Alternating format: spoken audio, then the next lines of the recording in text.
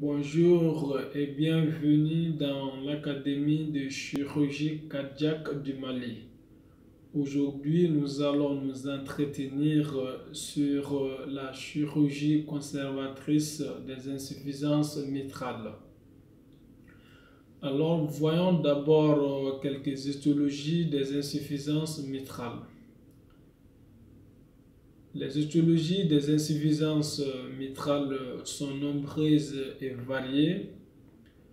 Entre autres, nous pouvons retenir comme étiologie pouvant bénéficier de la chirurgie conservatrice les lésions traumatiques post-opératoires qui peuvent être des déchirures ou des perforations survenant au cours d'une intervention cardiaque. Ensuite, la deuxième étiologie pouvant bénéficier de la technique de chirurgie conservatrice concerne les lésions dystrophiques. Les lésions dystrophiques sont en général de deux types.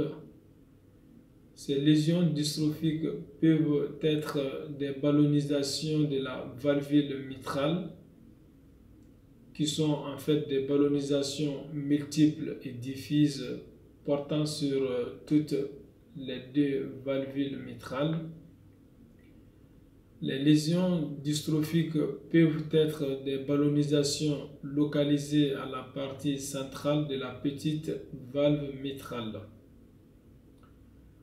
Ensuite, la troisième grande étiologie pouvant bénéficier de la chirurgie conservatrice porte sur les insuffisances mitrales post-infarctus aiguë et chronique. La dernière étiologie des insuffisances mitrales pouvant éventuellement bénéficier de la chirurgie conservatrice porte sur les lésions infectieuses. Alors voyons quelques indications. La première indication de la chirurgie conservatrice dans l'insuffisance mitrale concerne les déchirures ou les perforations post-opératoires. Nous avons vu dans les étiologies dystrophiques que la ballonnisation peut être multiple et diffuse.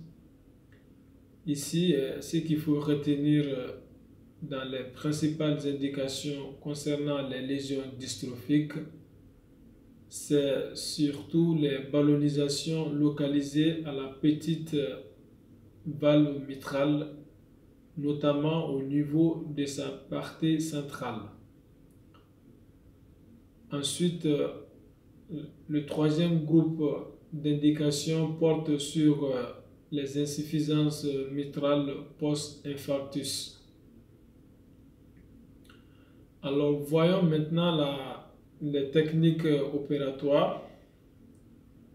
Donc, comme toute chirurgie cardiaque, il faut d'abord mettre en place la CSC, la circulation extracorporelle, qui se fait dans ce type de chirurgie en mettant en place une canule au niveau de l'aorte ascendante, une canule dans la veine cave crânienne ou supérieure qui va collecter le sang veineux de toute la partie supradiaphragmatique du corps, et une canule est mise également dans la veine cave caudale ou inférieure qui va se charger de la collecte du sang veineux de la partie infradiaphragmatique. Ensuite, on procède à l'aspiration du ventricule en mettant en place une canule à travers la veine pulmonaire supérieure gauche.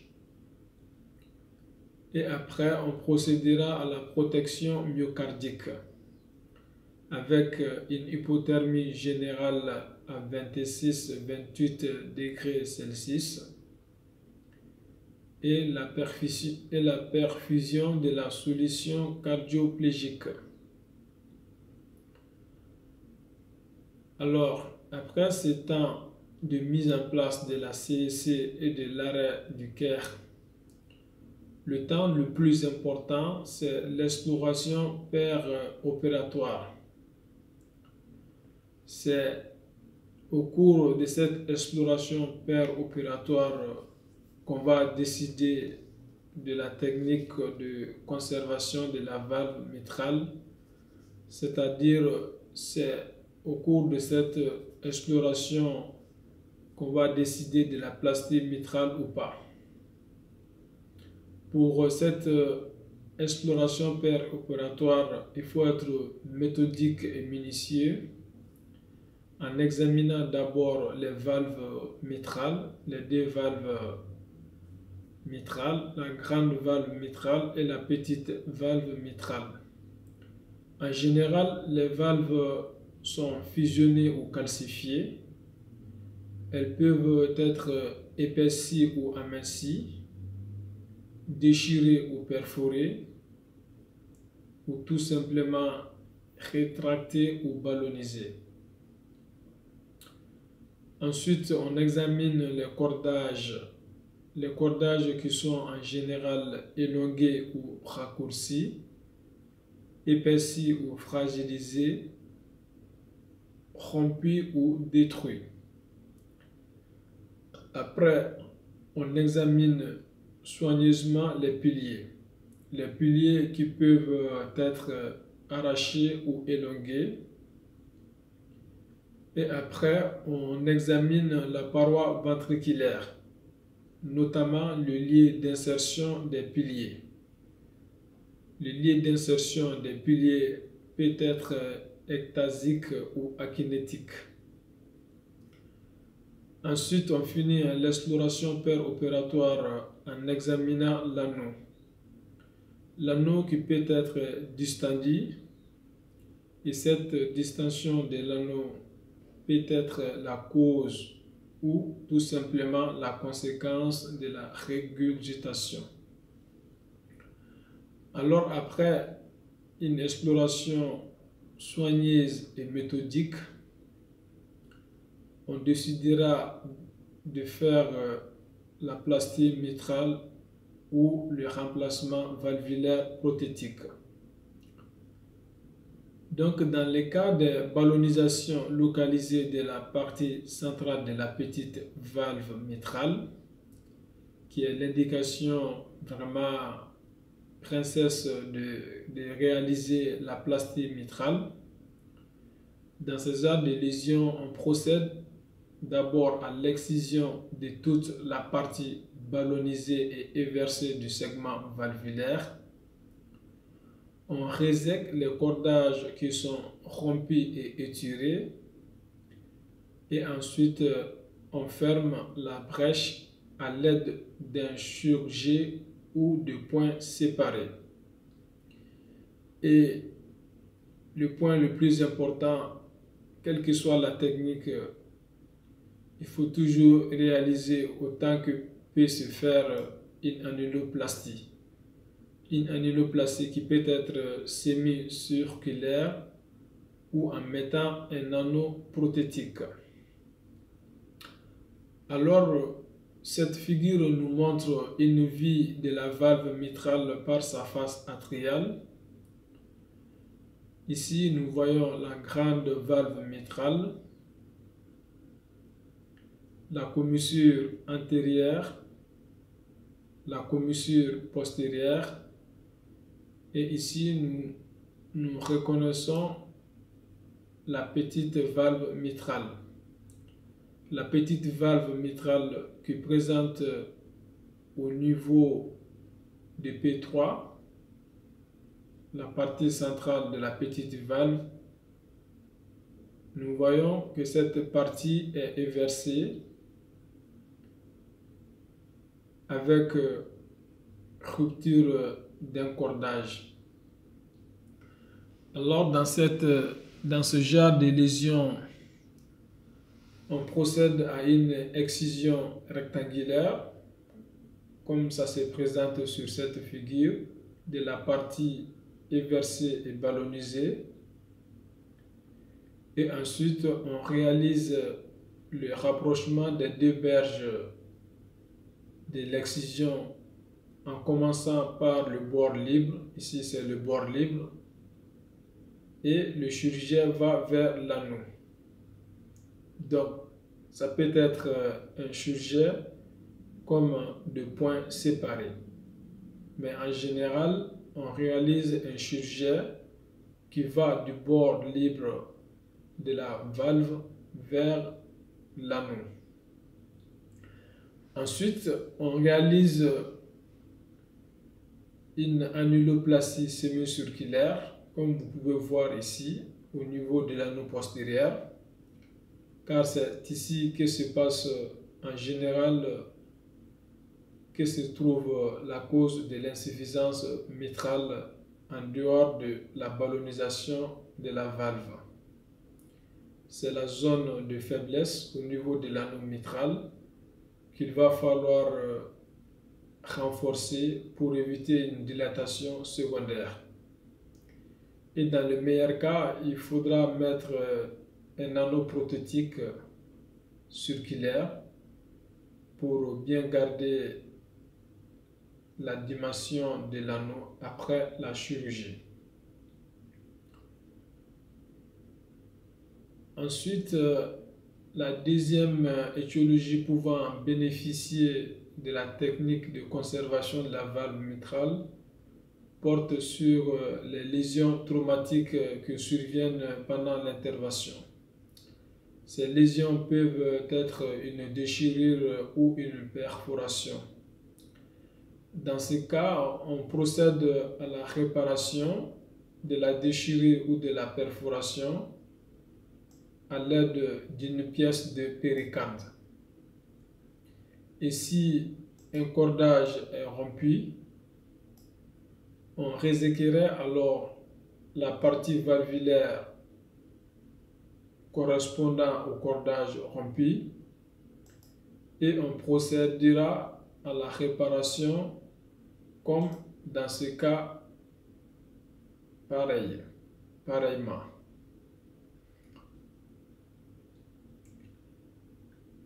Alors, dans les insuffisances mitrales post-infarctus, si la réparation survient à la période aiguë, il s'agira en général de rupture d'un pilier.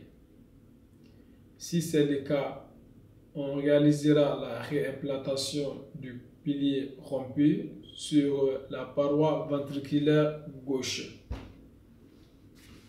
Pour réaliser cette réimplantation du pilier rompu, on se sert en général d'un point AU qui passe par la base du pilier rompu et qui sort sur la surface externe du cœur. Donc il faut savoir que ce sont des fils plégités avec une bande de téflon. Voilà, pour ne pas déchirer davantage le pilier, on réalise le point en U sur une bande de téflon qui sort au niveau de la base de sa base d'implantation sur la surface externe du cœur. Et à ce niveau, on met en place une autre bande de téflon pour éviter de déchirer la paroi ventriculaire. Si la réparation survient tardivement, en général, l'insuffisance mitrale est due à la fibrose ou à l'élongation d'un pilier. Dans ce cas, on peut réaliser la piqûre ou le raccourcissement du pilier. Dans les lésions infectieuses cicatrisées, guéries et peu importantes, on peut tenter la technique de conservation de la valve mitrale en posant une pièce de péricarde sur la perforation ou en plicaturant la perforation ou tout simplement en réalisant la résection de la portion de la petite valve correspondant à la rupture de cordage. Ensuite, on procédera à la réparation de la perte valvulaire, tout comme ça a été décrit au début de cette présentation. Dans les insuffisances mitrales au cours des sténoses musculaires sous-aortiques, des cardiomyopathies obstructives, en général, l'étiologie de cette insuffisance est due à une distorsion de l'appareil sous-valvulaire du fait de l'hypertrophie ventriculaire gauche, et particulièrement cette distorsion porte sur la partie septale. La meilleure technique dans ce cas, c'est de réaliser ce qu'on appelle la myotomie ventriculaire gauche de Bigelow, qui permet de bien rétablir la cinétique pariétale. Dans les insuffisances mitrales d'origine rhumatismale, les problèmes sont beaucoup plus complexes dans cette étiologie, car on observe les atteintes au niveau de tous les constituants valvulaires. D'abord, au niveau des valves, on peut être amené à pratiquer une commissurotomie ou à réaliser une décalcification d'une plaque juxtacommissurale. Au niveau de l'appareil sous-valvulaire, les cordages sont en général rompus. Dans ce cas, on procède à leur résection. Au niveau de l'anneau, on peut être amené à réaliser une annuloplastie. C'est tout pour cette vidéo. Merci de l'avoir suivi. On se donne rendez-vous pour une prochaine. Au revoir et à bientôt.